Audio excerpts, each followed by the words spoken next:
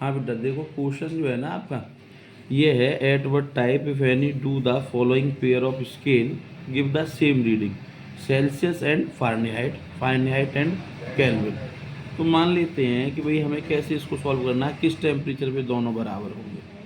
तो बेटा इस चीज़ के लिए ना आप एक छोटा सा पॉइंट याद रखिए कि इसमें टेम्परेचर सेल्सियस का बराबर होना चाहिए टेम्परेचर फारेनहाइट के, और हम इसको बराबर ले लेते हैं, कोई भी टेम्परेचर थीटा ले लिया मान लेते हैं।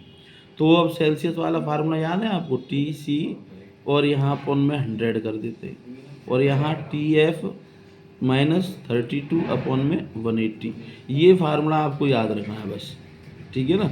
अब हम टी सी टी एफ दोनों बराबर बोला है ना भाई, बराबर होने चाहिए at what temperature same reading, तो सेम रीडिंग मतलब दोनों बराबर।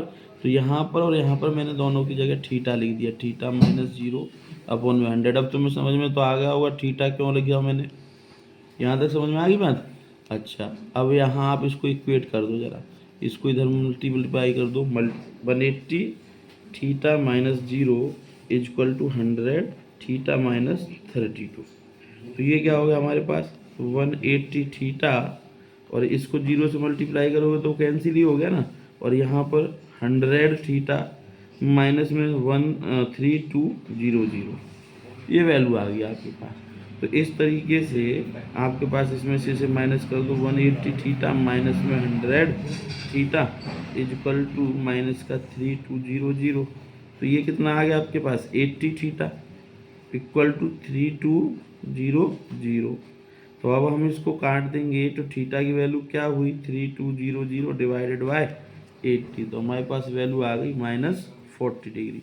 तो आपका जो टेम्परेचर है ना जिस पे सेल्सियस और फारेनहाइट बराबर होंगे वो 40 डिग्री हुआ। तो ये तो हो गया इसका पार्ट ए। अब दूसरा पार्ट देखो जरा, दूसरे पे हमने क्या पूछी है भाई, फारेनहाइट और केल्विन कब बराबर होंगे।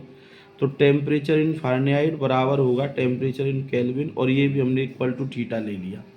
जब हम इक्वल टू थीटा ले लेंगे तो टेम्परेचर फारेनहाइट का फार्मूला टी एफ माइनस में 180, और केल्विन के लिए टी के और माइनस में 273.15। ये देखो वैल्यू है इसकी, अच्छी तरह से आपको याद रहनी चाहिए।